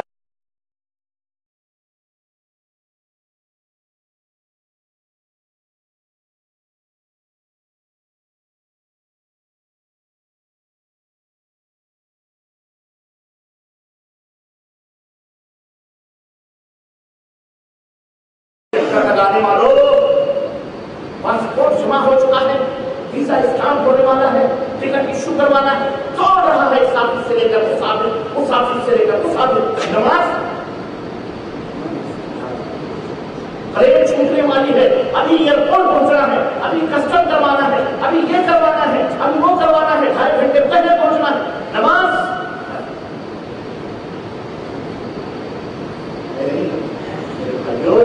سنو، یہ ہمارا طریقہ نہیں ہے مسلمانوں کا۔ اللہ کے نبی صلی اللہ علیہ وسلم کے اوپر مصیبت آ گئی، نبیوں کا طریقہ، امام الانبیاء حضرت ابراہیم علیہ السلام، حضرت ابراہیم علیہ السلام بیوی وہاں گئی، اللہ کے دربار میں دعا کے لیے کھڑے ہے، نماز قائم ہے۔ کیوں؟ جو اللہ جس کو چھڑائے اسے کوئی پکڑ سکتا، اور جس کو اللہ پکڑ لے اسے کوئی چھوڑ سکتا؟ واللہ تم مصلی بچھا لو، جہاں کہیں بھی رہو، اگر تمہارے اوپر مصیبت آئے مصلی بچھا کے رب کی بارگاہ میں دعا کے لیے کھڑے ہو جاؤ، تو دیکھو کیسے تمہارے نتیجے نہیں۔ اور صحابہ نے بھی یہی سیکھا تھا، صحابہ نے بھی یہی سیکھا تھا، جب بھی مصیبتوں میں پھنستے تھے رب کو پکارا کرتے تھے، اللہ کے دربار میں سجدے کر کے اللہ سے دعا کرتے تھے۔ تو معلوم ہے صحابہ کرام جب دریا پار کر کے اس طرف گئے تو کمیل نے کہا، جو جرنیل تھے اس وقت کے کمانڈر نے کہا کسی کا کوئی سامان دریا میں چھوٹ تو نہیں گیا؟ کہنے والے نے کہا مٹی کا ایک پیالہ میرا گر گیا۔ فوری طور پر مصلی بچھایا دریا کے کنارے اور نماز پڑھی، اللہ سے دعا کی، اللہ ایک مجاہد کا پیالہ سمندر کے اندر گر چکا ہے، اللہ وہ پیالہ چاہیے۔ روایتوں کے اندر آتا ہے ہاتھ بعد میں گرا، پیالہ دریا کے ساحل پر پہلے موجوں میں لا کے پیالہ دریا کے ساحل پر، سب کس کا غلام ہے؟ بولو اللہ کے غلام۔ تم اللہ کے غلام بنو تو اللہ سے کہو اللہ سب کو تمہارا غلام بنا۔ وَسَخَّرَ لَكُم مَّا فِي السَّمَاوَاتِ وَالْأَرْضِ، اللہ نے بنائے یہ زمین و آسمان تو ہم نے تمہارے لیے مسخر کر کے تمہارے غلام ہیں، تم ہمارے غلام ہو۔ سمجھ آئی کہ نہیں آئی؟ ہاں، تو نماز قائم کرو، نماز مصیبتوں آئے، پریشانیاں آئے، دکھ آئے تو کیا کرو؟ نماز قائم کرو، ترگمت نہ بھاگو، بیٹا نہیں ہو رہا ہے نماز کرو، اللہ سے مانگو، بیمار کس طرح میں بن رہا ہے، ہاتھ میں شفا نہیں پا رہا، نماز پڑھو، اللہ سے پڑھو، اللہ سے ہاتھ پڑھو، تمہیں ڈال دیا نا، تردید کر لی نا، اللہ سے دعا کرو، کوئی نہیں بچا سکتا، اللہ بچا سکتا۔ ہاں سنو، اسی طرح سے میں کیا کہہ رہا ہوں بتاؤں میرے عزیزو، اللہ تبارک و تعالیٰ نے قرآن کریم میں ارشاد فرمایا یا الذین آمنوا استعینوا بالصبر والصلاۃ، اے لوگوں جو ایمان لائے ہو مدد طلب کرو، مدد چاہو، کس کے ذریعے سے؟ صبر کے ذریعے سے اور نماز کے ذریعے سے۔ اللہ اللہ صبر کرنے والوں کے ساتھ ہے۔ اور اسی طرح دعا کی قبولیت کے آداب اور شرائط میں سے یہ ہے کہ وہ دعاؤں کی جو قبولیت بعض اوقات ایسے ہیں، بعض ٹائم ایسے ہیں جن میں دعائیں قبول ہوتی ہیں زیادہ، مثلا فرض نمازوں کے بعد دعائیں قبول ہوتی ہیں، اذان اور اقامت کے بیچ میں، اذان اور اقامت کے بیچ میں جو وقت ہوتا ہے نا اس میں بھی اللہ خوب دعائیں قبول ہوتا ہے۔ نبی کریم صلی اللہ علیہ وسلم نے فرمایا اذان اور اقامت کے بیچ میں جو بندہ دعا کرتا ہے اللہ اس کی دعا کو رد نہیں کرتا، اور اذان اور اقامت کے بیچ میں بیویاں اور سورج خوب خوب کرتے رہتے ہیں، ٹائم ملتا ہے اذان اور اقامت کا کبھی غلط چیزوں کی طرف جاتے ہیں۔ اذان ہوتی ہے اس لیے تاکہ مسجد میں جاؤ، ہم کب اور آپ بکواسی میں رہے تم پریشان ہو، مشکل میں ہو، دکھ میں ہو، اذان ہو گئی کام چھوڑو جاؤ مسجد کے اندر 2 رکعت نماز پڑھو یا 2 سنتیں ادا کرو، رب کی بارگاہ میں اقامت تک اللہ سے مانگا کرو اور دیکھو اللہ کرے۔ سمجھ آئی کہ نہیں آئی؟ تو دعا کرو اللہ تبارک و تعالیٰ سے۔ نمبر 1، اسی طرح جمعے کے دن ایک گھڑی ہے اس میں دعا قبول ہوتی ہے، اسی لیے سجدے کے دوران بھی جو دعا مانگو گے اللہ قبول فرماتا ہے۔ اسی طرح لیلۃ القدر، شب قدر جو ہوتی ہے اس میں بھی اللہ تعالیٰ دعا قبول فرماتا ہے۔ اسی طرح دعاؤں کی قبولیت کے لیے ایک ادب یہ بھی ہے کہ اللہ کی حمد و ثنا بیان کرو، کیسے؟ الحمدللہ مثلا دعا کرنا، اور پھر درود پڑھو نبی صلی اللہ علیہ وسلم پر، اور پھر جو مانگنا ہے مانگو، اور پھر اخیر میں نبی کے اوپر درود پڑھ کے دعا کو ختم۔ اس طرح سے بھی دعا قبول ہوتی ہے، سمجھ رہے ہیں؟ مثلا آپ کی مثال کے طور پہ آپ کو دعا کرنی ہے اللہ تعالیٰ سے، تو آپ کیا کریں گے؟ پہلے الحمدللہ اعوذ باللہ من الشیطان الرجیم بسم اللہ الرحمن الرحیم الحمدللہ رب العالمین الرحمن الرحیم مالک یوم الدین ایاک نعبد و ایاک نستعین اہدنا الصراط المستقیم صراط الذین انعمت علیہم غیر المغضوب علیہم ولا الضالین۔ پوری سورہ باتیں پڑھ لو، اس میں حمد بھی ہے، تعریف بھی ہے۔ اس کے بعد اللہم صل علی محمد وعلی آل محمد كما صليت على ابراهيم وعلى ال ابراهيم انك حميد مجيد، اللهم بارك على محمد وعلى ال محمد كما باركت على ابراهيم وعلى ال ابراهيم انك حميد مجيد۔ اس کے بعد دعا ربنا آتنا في الدنيا حسنة وفي الآخرة حسنة وقنا عذاب النار۔ پھر آپ کو جو زبان جس زبان میں مانگنا چاہو، اے اللہ مجھے خوبصورت بیوی عطا فرما، اے اللہ مجھے محل عطا فرما، اے اللہ مجھے جنت عطا فرما، اے اللہ مجھے روزی میں میری برکت عطا فرما، میرے آلات کو برکت عطا فرما، مجھے نیک بنا، مجھے صالح۔ اس کے بعد جب آخر میں پہنچو ہے نا تو اس میں کہو صلی اللہ علیہ نبینا محمد وعلی آلہ وصحبہ اجمعین برحمتک یا ارحم الراحمین۔ خلاص ٹھیک ہے، یہ دعا معلوم ہے۔ بیچ میں اپنی باتیں رکھو، آگے پیچھے پھولوں سے سجا کر یہ ڈرے اللہ اللہ قبول فرمائے گا انشاءاللہ، انشاءاللہ اللہ تعالیٰ قبول فرمائے۔ یہ ادب ہے، یہ طریقہ ہے جو ہمارے نبی نے ہم کو بتایا۔ اور سنو قبولیت دعا کے 3 مراحل ہیں، 3 درجے۔ اگر اللہ کے نبی فرمایا اما ان يعجل له دعوته واما ان يدخرها له في الاخره واما ان يصرف عنه السوء منها قالوا اذا نقصر قال الله اقصر۔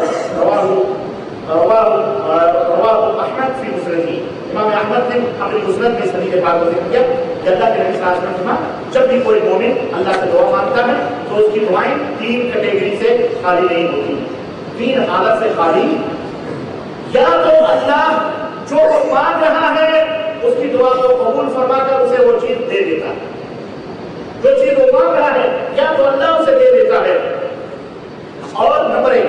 نمبر 2، یا تو دیتا نہیں ہے بلکہ اس کی اس دعا کو اللہ اپنے پاس لکھ لیتا ہے، اپنے پاس جمع کر لیتا ہے، لکھ لیتا ہے، ٹھیک ہے۔ اور نمبر 3، یا تو اللہ اس کے بدلے میں کسی بڑی آنے والی آفت سے اللہ اسے محفوظ کرے۔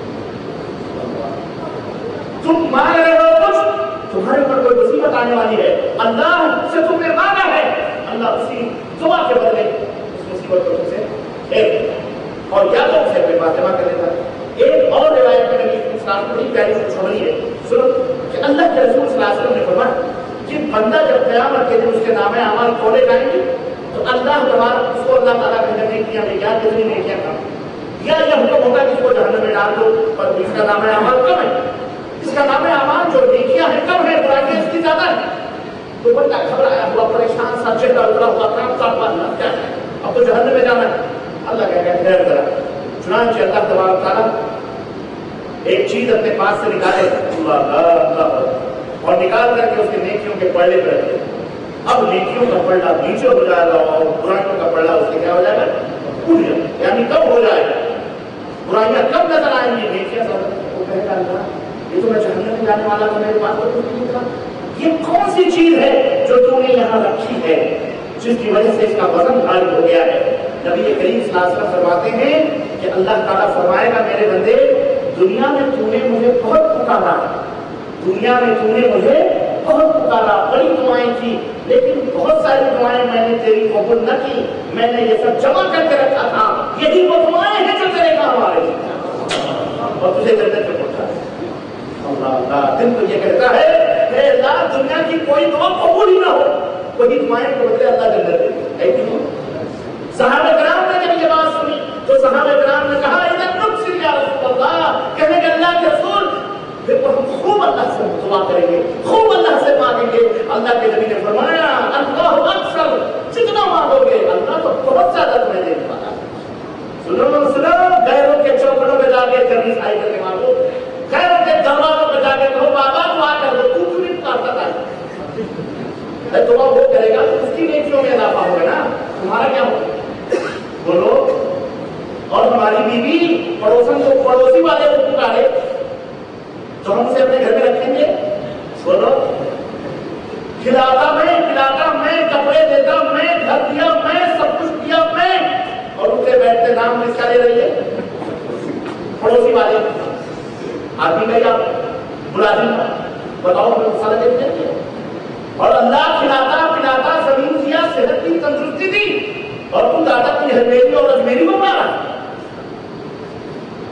بھلے اللہ کے دوست میں ہوں گے, بھلے میرا پڑوسی میرا نوٹیا یاد ہے ہوگا, لیکن بیوی کو ہم یہ اجازت بولو دیں گے.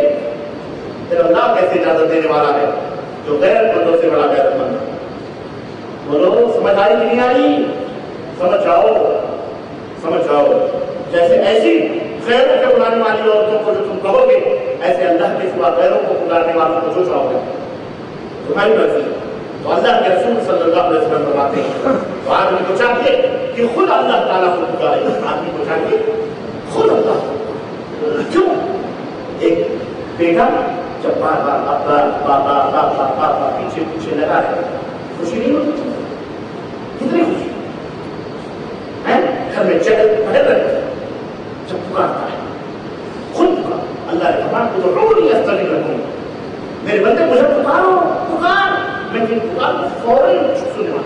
فوراً یہ نہیں کہا اب قریب سنوں گا, نہیں, استجب لکم پکار میں سنوں, دل دعا قبول کروں گا. ان الذین یستکبرون عن عبادتی سیدخلون جہنم داخرین, اور جو تکبر کر کے مجھے نہیں پکارتے ہیں ہم انہیں جہنم میں.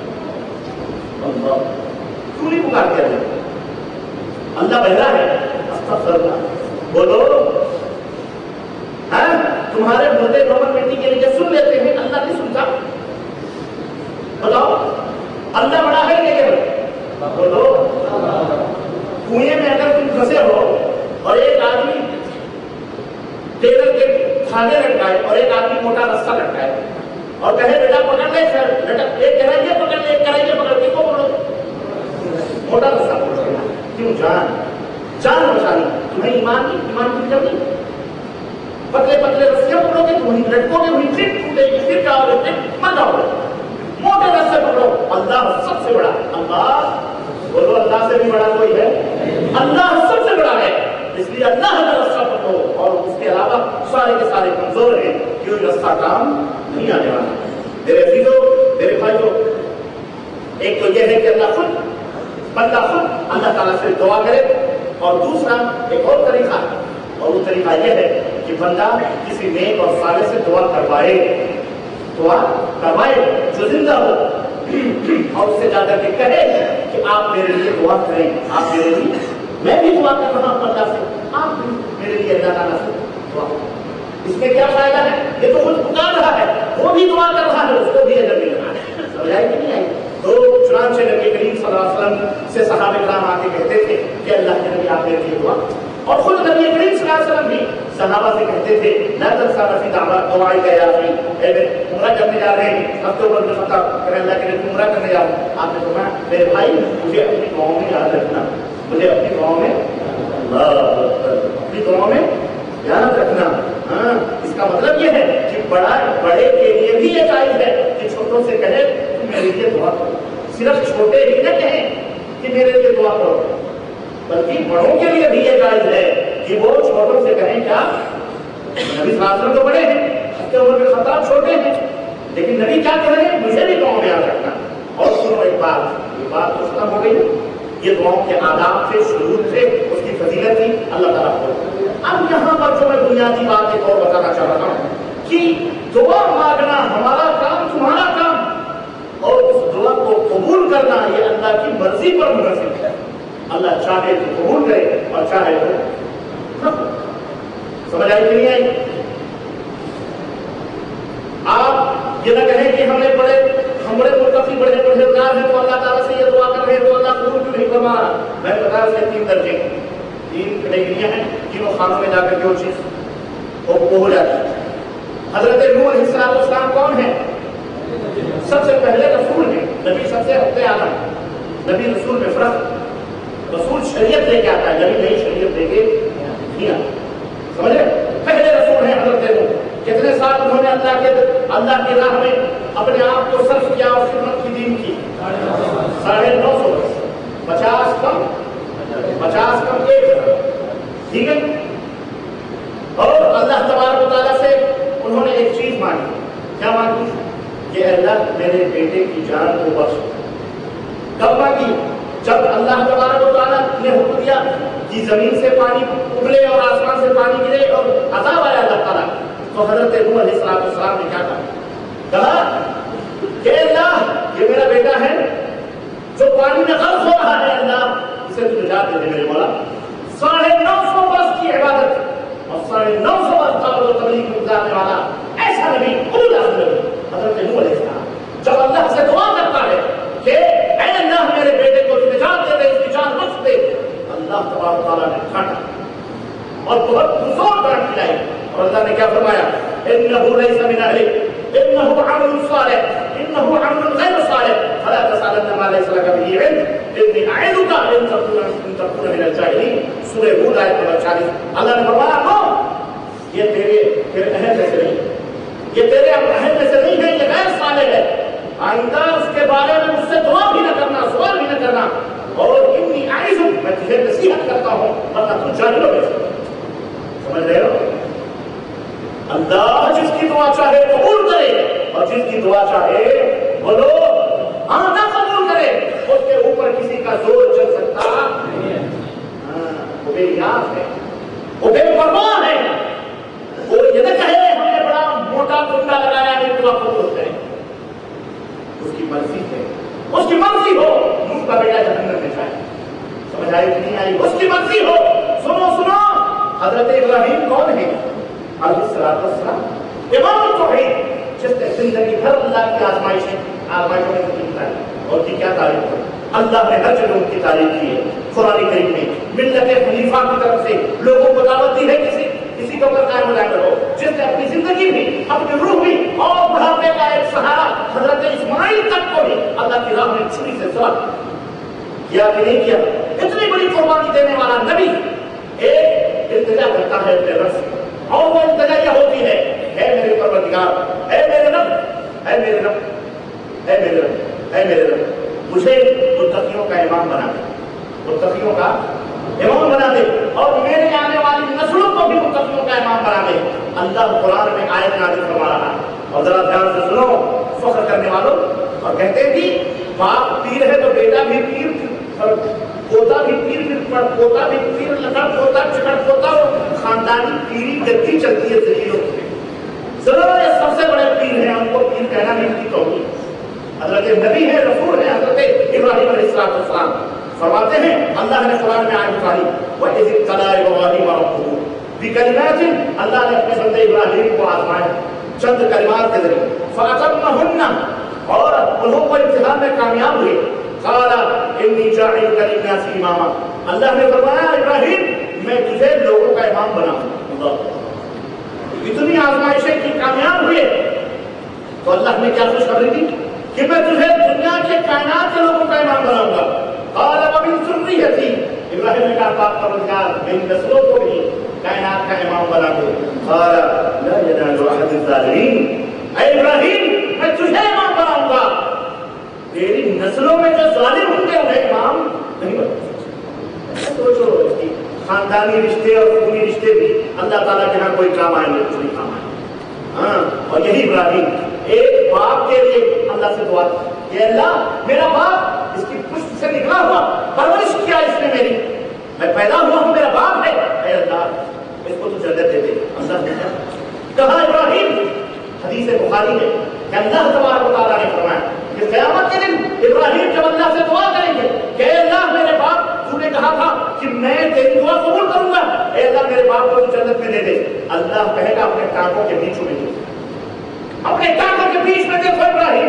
ابراہیم اپنے ٹانک کے بیچ میں دیکھیں گے تو ایک بچو کیچڑوں میں گندگیوں میں دوسرا پکڑا کھڑا ہوگا اور اللہ تعالیٰ فرمائے گا یہ لے تیرا باپ, اور فرشتوں کو حکم دیا جائے گا اس کو ٹانگ پکڑ کر.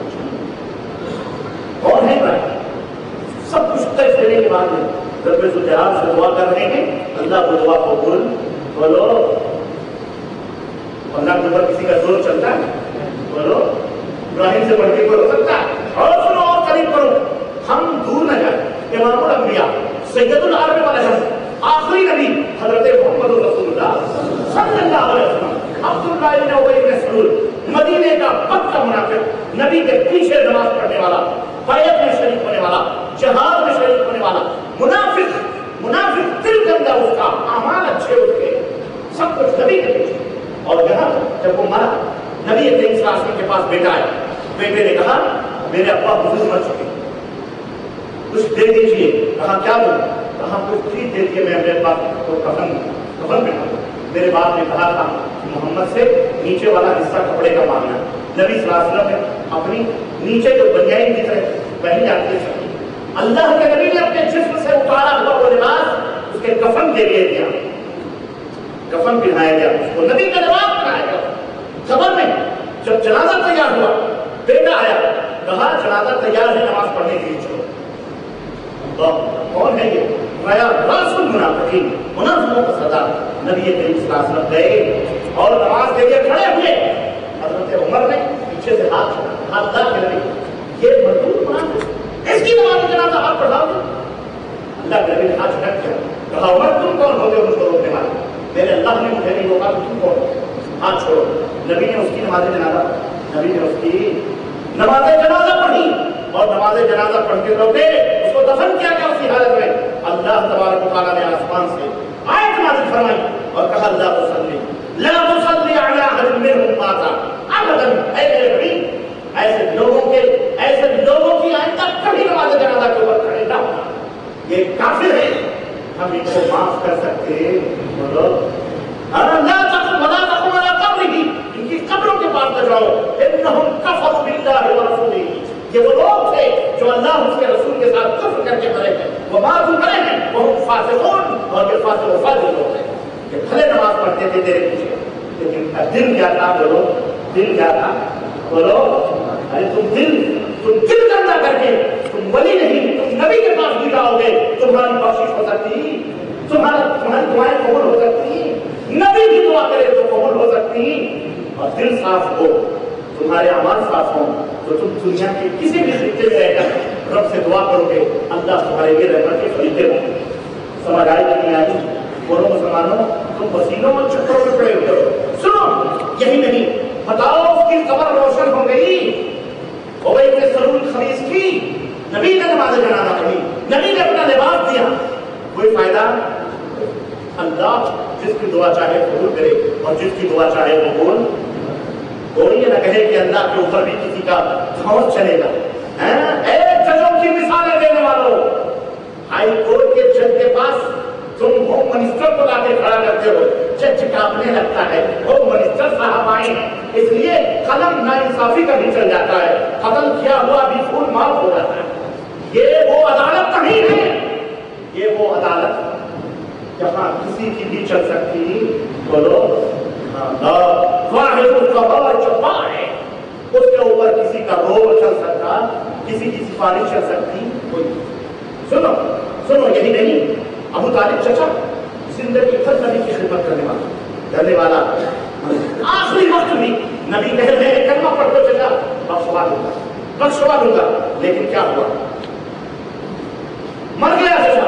اللہ سے دعا کرتے ہیں اللہ میرے چچا کو معاف کر دے، اللہ میرے چچا کو معاف کر دے، مانگتے رہے۔ اللہ تعالیٰ نے قرآن کریم میں آیت نازل فرمائی، سورہ توبہ آیت نمبر 113، کہا ما كان للنبي والذين آمنوا أن يستغفروا للمشركين ولو كانوا أولي قربى من بعد ما تبين لهم أنهم أصحاب الجحيم۔ کسی نبی کے لیے یا کسی ایمان والے کے لیے یہ حلال نہیں ہے کہ جب یہ بات واضح ہو جائے کہ فلاں آدمی مشرک ہے اور وہ جہنم میں ہے، اس کے بعد اللہ سے وہ مغفرت کی دعا کرے، اس کے لیے حلال نہیں۔ اے محمد صلی اللہ علیہ وسلم، وہ جہنم میں جا چکا ہے حلال، اور اس کے لیے مغفرت کی دعا کوئی فائدہ پہنچا سکتی ان تستغفر لهم، اگر تم ان کے لیے مغفرت مانگو 100 مرتبہ بھی، 70 مرتبہ 70 مرتبہ 70 مرتبہ بھی مانگو، اللہ انہیں معاف کرنے والا، اللہ انہیں معاف کرنے والا۔ اللہ میں تمہیں کہاں لے چلوں مسلمان، میں تمہیں کہاں لے چلوں؟ لوگ آج ہمارے ملکوں میں آمینہ اور عبداللہ نبی کے ماں اور باپ کی کانفرنسیں مناتے ہیں، کہتے ہیں جی وہ مومن ہے، سنا ہے، پڑھا ہے، ان کے لیے روتے ہیں۔ اللہ تعالیٰ آؤ تمہیں لے کے چلوں، صحیح مسلم کی روایت اس نے وہ حضرت رہا، نبی کریم صلی اللہ علیہ وسلم نے اپنی ماں کے قبر کی زیارت کی۔ روایتوں میں آتا ہے فبکا وابکا من حولہ، نبی صلی اللہ علیہ وسلم کی ماں ماں ماں ماں جس کا اپنے بدن سے پیدا کیا، آخر وہ بھی بشر، ہمارے نبی بھی بشر ہے، انسان ہے، انسانی عواطف و جذبات کے مالک ہے۔ ماں کی قبر دیکھی، آنکھوں سے آنسو بن گئے، آنکھوں سے آنسو بن گئے، ہچکیاں بن گئی، جو آپ کے گرد تھے سارے کے سارے رونے لگے، وہ اب کا ہر من ہو جو گرد سے سب رونے لگے۔ فقال استاذنت ربی، سوچو ذرا وہ نبی جس سے امام الانبیاء کا خطاب ملا، امام الرسول، جو اللہ کے بعد اس سے بڑھ کر کوئی مقام والا پیدا ہوا ہے اور نہ پیدا ہو سکتا ہے، کوئی ہے کائنات میں؟ امام کائنات حضرت محمد رسول اللہ، اللہ کے بعد جن کا مقام و مرتبہ ہے، اور جو اللہ ذرا بھی اگر کسی نے نازیبہ بات کہی قرآن میں فوراً اللہ نے اس کی ہلاکت کی، جو ہے آیتیں نازل۔ ابو لہب نے کہا تیرے ہاتھ ٹوٹے، اللہ نے پوری سورت نازل فرمائی، ابو لہب تیرا، تیرے خاندان، تیری بیوی، سب تیرا۔ اللہ نے کہا وہ نبی کہتا کیا ہے معلوم نہیں؟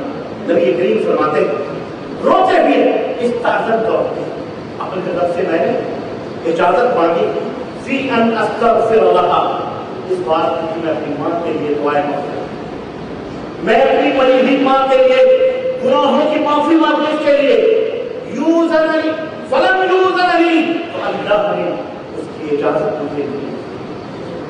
سوچو اللہ نے مجھے اس کی اجازت نہیں عطا فرمائی، واستاذنتہ فی ان ازور قبرها فاذننی، اور میں نے یہ اجازت طلب کی کہ میں اپنی ماں کے قبر کی زیارت کروں تو اللہ نے مجھے اس کی اجازت دے دی، لیکن اس کے معافی کی اجازت، اس کے مغفرت کی اجازت اللہ تعالیٰ نے مانگی۔ آپ سوچو کتنا بڑا کلیجہ تھا ہمارے لیے۔ آج تو باپ شرک کی دندلوں میں گھس گھس کے بجائے پھر بھی ہم نیاز اور فاتحہ سے نہیں چوکتے، بولو شراب کباب میں ڈوب جائے پھر بھی ہم دعا سے اللہ جس کی چاہے قبول کرے اور جس کی دعا چاہے بولو نہ قبول کرے۔ اللہ کے اوپر کسی کا روپ چل سکتا؟ اور سنو یہ صرف کافروں کے لیے کوئی کہہ سکتا ہے، وہ تو کافر تھے اس لیے قبول نہیں کیا، مسلمانوں کے لیے اللہ کے نبی فرماتے ہیں سألت ربی ثلاثا، میں نے اپنے رب سے 3 دعائیں مانگی، سألتہ اللہ یہلک امتی بالغرق، میں نے سوال کیا کہ میں اللہ میرے امت کو سیلاب میں غرق نہ کرنا، فاعطانیہا، تو اللہ نے میری یہ دعا قبول کر۔ وسألتہ اللہ یہلک امتی بالسنہ فاعطانیہا، میں نے کہا میری امت خشک سالی میں نہ مرے، اللہ نے مجھے یہ عطا فرما دیا کہ میری امت خشک سالیوں سے نہیں ہلاک۔ وسألتہ اللہ یجعل بأسهم بینہم فمنعنیہا، میں نے اللہ تعالیٰ سے کہا کہ اللہ آپس میں میری امت قتل و غارت گری نہ کرے، ایک دوسرے کو کاٹے پیٹے نہیں، تو اللہ نے مجھے منع فرما دیا اور کہا یہ دعا تو میں قبول، بلکہ اسی کے ذریعے سے وہ طہارت ہوتی ہے۔ اللہ پاک صافی میرے بھائیوں معلوم ہوا اللہ چاہے تو پیغمبروں کی بھی دعا فرما دے اور چاہے تو چونٹی کی بھی دعا قبول فرما دے۔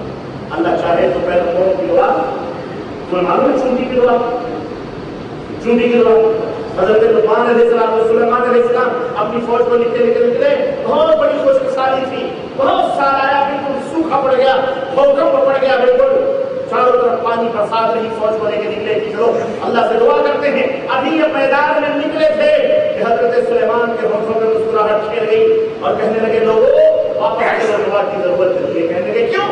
کہنے لگے میں نے ایک چونٹی کو دیکھا، اپنے دونوں ننھے ننھے پیروں کو آسمان کی طرف اٹھائے ہوئے دعا کر رہی ہے، پاک پروردگار میں تیری ایک مسکین ادنا سی مخلوق ہے اللہ، میں تو کوئی گناہ نہیں کی ہوں، بندوں نے تیرے گناہ کیے ہیں اللہ، ان کی وجہ سے جو تم نے بارش روکی بھی ہے، اے اللہ ہمارے اوپر رحم فرما، ہمارے لیے بارش نازل فرما، اے اللہ ہمارے اوپر رحم فرما، ہمارے لیے بارش نازل فرما۔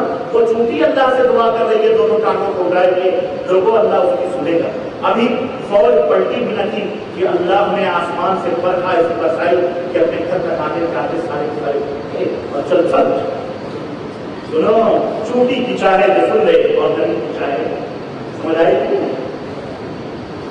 تو چونٹی جو سلیمان علیہ السلام اس کی آواز بھی سمجھتے تھے، اللہ نے وہ عطا فرمایا، تو چونٹی کو جو سلیمان علیہ السلام کے پاس وسیلہ لینے آنا چاہیے تھا نہیں آنا چاہیے؟ کیا ہمارے سب کے نبی ہیں، ہماری زبان سمجھتے ہیں، آپ اللہ سے دعا چونٹی بھی وہابر کیوں کی اللہ سے ڈائریکٹ آتی؟ ہو سکتا ہے آج کے دور میں کوئی کہہ دے دنیا وہابر نہیں ہوگی، وسیلے کے بغیر وسیلہ سنو مسلمانوں، وسیلہ تین چیزوں کا حلال ہے اور کیا سب حرام۔ نمبر ایک اور سے سنو، میں بات ختم کرنا چاہ رہا ہوں اور باتیں بہت زیادہ ہیں اس قانون سے، میرے پاس وقت نہیں ہے اور آپ کے پاس بھی ٹائم نہیں ہے۔ نمبر ایک اللہ عز و جل کے اسما اور اس کے صفات کا وسیلہ لینا، جب بھی دعا کرو کرنا ہے اگر تو اللہ اے اللہ تو رحمان تو رحیم ہے، ہمارے اوپر رحم کر، یا مقلب القلوب ثبت قلبی علی دینک، اے دلوں کے بدلنے والے میرے دل کو اپنے دین کے اوپر ثابت قدم کر، یا رحمان یا لطاف تو روزی دینے والا ہے، ہماری روزیوں میں اضافہ ہے، اس کے صفات اس کے جو نام ہیں ان کا وسیلہ، اللہ تیرے ناموں کا وسیلہ، تو رحمتوں والا ہے، برکتوں والا ہے، تیرے پاک نام سے ذریعے سے ہم اعوذ بکلمات اللہ التامات، اللہ کے کلام، اللہ کے صفات، اللہ کے اسما سے وسیلہ لینا۔ اللہ رب العزت قرآن کریم میں فرمایا وَلِلَّهِ الْأَسْمَاءُ الْحُسْنَىٰ فَادْعُوهُ بِهَا، اللہ کے پیارے پیارے نام ہیں اس لیے پیارے پیارے ناموں سے اللہ کو پکارو۔ نمبر ایک، اسی طرح سے اللہ کے نیک اور صالح بندے جو زندہ ہیں ان سے دعا کروانا، جیسے نبی صلی اللہ علیہ وسلم زندہ تھے تو صحابہ کرام کے پاس آ کے کیا کرتے تھے؟ دعا کرواتے تھے کہ آپ دعا کریں کہ اللہ تعالیٰ بارش نازل فرمائے، آپ دعا کریں میں شفایاب ہوگا۔ ایسے نیک اور پرہیزگار کے بدعت کی مشکل کو نکالنا جانا دعا کروانے کے لیے، تعلیم کرنے پر نہیں دعا کروانا، کیا آپ اللہ سے دعا کریں، نیک آدمی آپ اللہ سے دعا کریں، یہ جائز ہے جیسا صحابہ کرام۔ اور نمبر تین، آپ کے جو اعمال صالحہ ہیں، اے اللہ میں تیرے نبی کی اتباع کرتا ہوں، اس اتباع کے وسیلے سے تیرے نبی سے محبت کرتا ہوں، مومنوں سے صالحین سے محبت کرتا ہوں، اس محبت کے وسیلے سے، اس محبت کی، اس اتباع کی، نہ کہ محمد کے وسیلے سے، نہ کہ وہ مومن کے وسیلے سے، نہ کہ فلانے کے وسیلے سے، فلانے کے صدقہ اور تسیر میں، یہ تمام سب بدعت اور حرام ہیں۔ سمجھ آئی نہیں آئی؟ ہاں، مومنین سے صالحین سے جو محبت ہے، جو الفت ہے، نبی کی جو اتباع ہے، آپ کی جو نماز ہے، آپ کے جو روزے ہیں، اللہ میں اپنے والدین کا فرمانبردار، اپنے والدین کے ساتھ میں نے نیکی کی ہے، فلانے کے ساتھ اللہ وہ بڑھ رہے تھے، میں نے علاج کے لیے پیسے دیے ہیں، اللہ یہ تیری رضا کے لیے کیے تھے، میرے بھی مصیبتوں موجود، یہ کیا ہے؟ کیا ہے؟ کتنے وسیلے بولو؟ اللہ کے اسماء و صفات، نبی کریم صلی اللہ علیہ وسلم جیسے صحابہ نبی سے دعا کرواتے تھے ایسے ہی کسی نیک اور صالح آدمی سے، مومن آدمی سے دعا کروانا۔ اور نمبر تین، اپنے اعمال صالحہ کو بطور وسیلہ پیش کرنا۔ بخاری شریف کی وہ روایت بڑی معروف ہے، آپ نے بچپن میں پڑھی ہوگی، وہ تین مثال تعلیم میں بھی بچوں کے پڑھائی جاتی ہے، وہ تین آدمی جو غار میں جا کے پھنس گئے تھے اور انہوں نے اپنے والدین اور چچے کی بیٹی اور ایک مزدور کے تعلق سے دعا مانگی اپنے اعمال تو اللہ نے ہمیں کشادگی عطا فرمائی وہ یاد یہ تین طریقے حلال ہیں جائز. اس کے علاوہ جتنے بھی وسیلے کے طریقے ہیں یاد رکھو یہ فارمولہ بتا رہا ہوں. اس کے علاوہ جتنے بھی وسیلے کے طریقے ہیں سارے کے سارے ناجائز حرام شرک کی طرف جانا ہے. سمجھ آئی آپ کو؟ یہ میری پوری وسیلے کی گفتگو کا نچوڑ اور دوسرے بات اور میرے بھائیوں باتیں تقسیم کی. انشاءاللہ پھر کبھی کسی موقع پر کسی موضوع پر میں روشنی ڈالوں گا. لیکن اس وقت اتنی بات کر کے کہ حلال وسیلے یہ ہیں جائز وسیلے یہ ہیں اور حرام اور ناجائز وسیلے. تو کسی درگاہ کسی بھی مزار کسی بھی شدے کسی بھی عرب کسی خانقاہ کسی صدقہ کسی حسین سب فلاں فلاں کہیں نہیں. اچھا بات کی بات اگر آپ اجازت ہے تو ایک بات اور لوگ کہتے ہیں کہ علی مشکل فلاں مشکل. میں ایک بات آپ کو بتاؤں بڑے مختصر انداز میں. انبیاء علیہ السلام آئے. آپ بتاؤ کہیں کوئی ہمارے کلام بتا سکتا ہے کسی نبی نے کسی نبی کو بوقت مصیبت کبھی پکارا؟ نوح کے اوپر مصیبت آئی زکریا حضرت یحییٰ کو چیر دیا کہ کسی نبی کو پکارا؟ چلو ٹھیک ہے. نبی کریم صلی اللہ علیہ وسلم کے صحابہ بدر میں احد میں یمامہ میں اور کہاں کہاں شہید ہو رہے کسی بھی شہید کو انہوں نے آپس میں ایک دوسرے کو پکارا؟ بولو کوئی دنیا کا مال جلا نہیں کرتا. ٹھیک ہے نہ نبی کو پکارا نہ خود آپس میں شہیدوں کو ایک دوسرے کو پکارا. نہ عمر نے ابو بکر کو مدد کے لیے پکارا نہ عثمان کے ذبح ہو گئے مسجد نبی میں نبی کو اپنی مدد کے لیے پکارا. حضرت علی رضی اللہ تعالیٰ عنہ جن کو لوگ مشکل کشا سمجھتے ہیں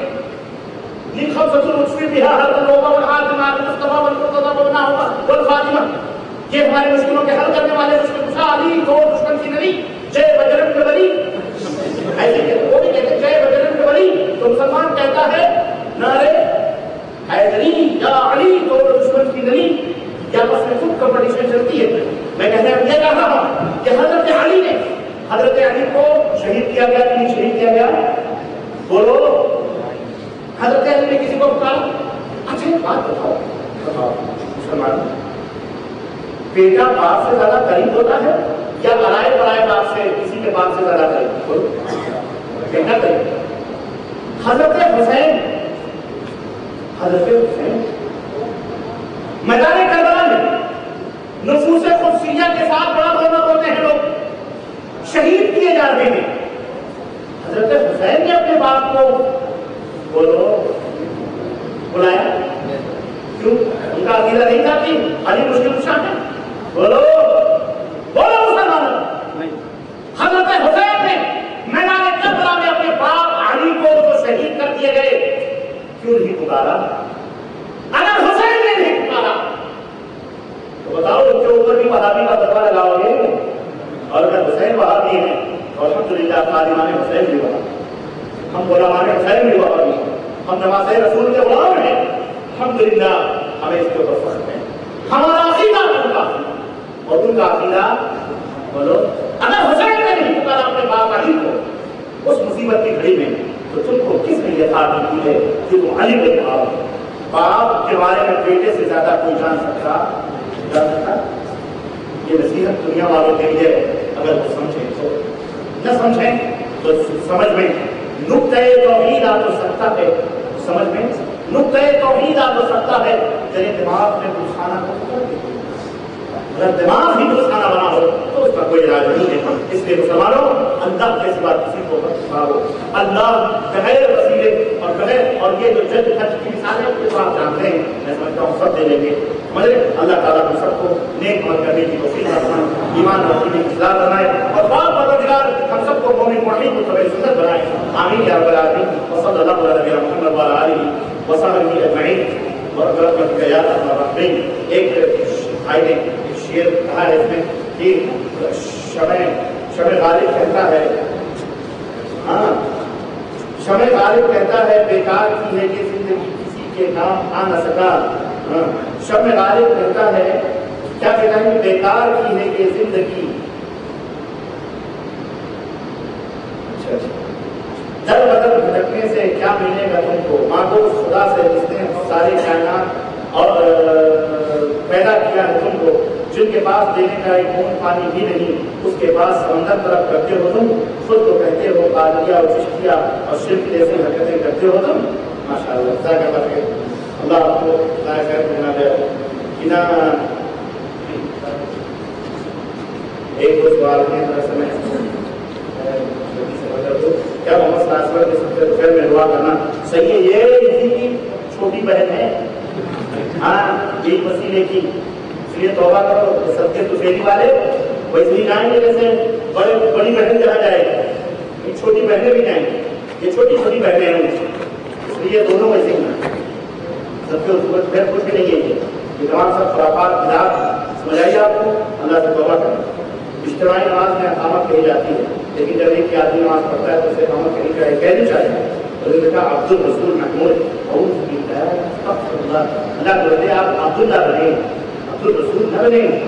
یہ ہاں میں نام رکھنا اس بھائی نے مجھے پرچی دی ہے. پہلی فرصت میں اپنا نام تبدیل کریں اور عبد النبی بنے. اور عبد الرسول عبد النبی نہ بنے بلکہ عبداللہ عبد الرحمان کیا بنے. ہاں ہمیں اللہ نے اچھا بدلا بنایا.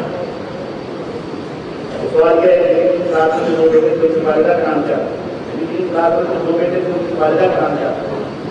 رات میں 5 راتوں میں 3 4 بیٹے کا گیا.